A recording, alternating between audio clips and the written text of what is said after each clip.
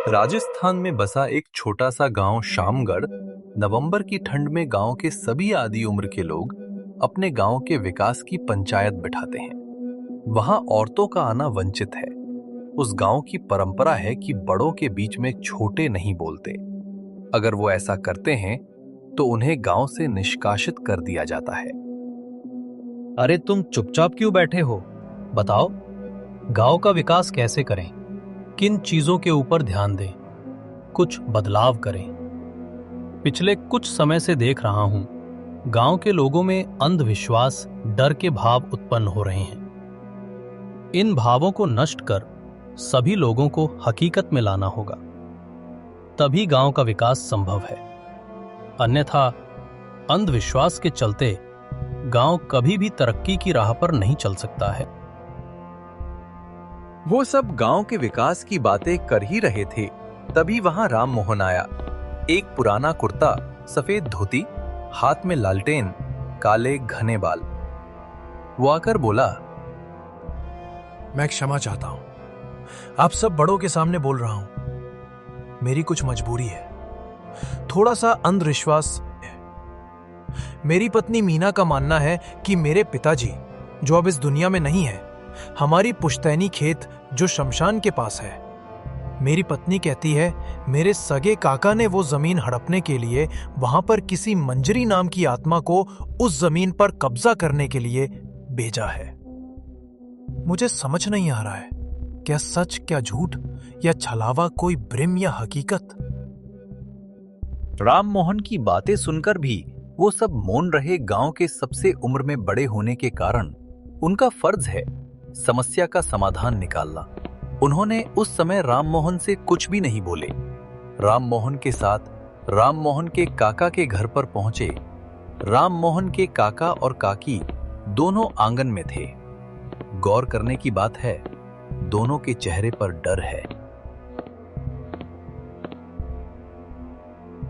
दुलचंद, हमें तुमसे ये उम्मीद नहीं थी। भगवान ने तुम्हें इतनी जमीन, इतना बड़ा बंगला, दौलत, शोहरत सब कुछ दिया, फिर भी अपने भतीजे की जमीन को हड़पना चाहते हो। थोड़ी तो शर्म करो, ईश्वर से डरो। गांव में अंधविश्वास को बढ़ावा मिल रहा है। राम मोहन की पत्नी बिटिया को ऐसा लगता है कि तुमने जमीन को हड़पने के लिए मंजरी आत्मा को वहां भेजा है। ऐसा है तो सब सच सच बता दो। अरे, अभी तो तुम्हारा बड़ा भाई गुजरा है, थोड़ी तो परिवार की शर्म करते। अब सारा सच सच बताओ। आप मुझे क्यों बदनाम कर रहे हैं? मैं खुद मंजरी आत्मा से परेशान हूं।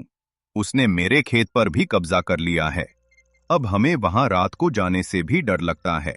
मैं कैसे राम मोहन के खेत पर मंजरी आत्मा को भेज सकता हूं? यह तो मेरा भतीजा है। मैं कोई अंधविश्वास नहीं फैलाता हूं।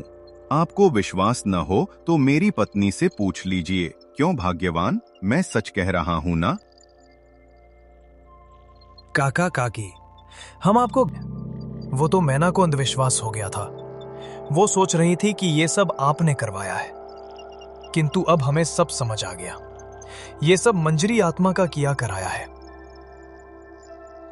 सच जानने के बाद राम मोहन अपने गांव के पास के सबसे बड़े पहाड़ के ऊपर बैठकर सोचने लगा इस दुविधा का हल।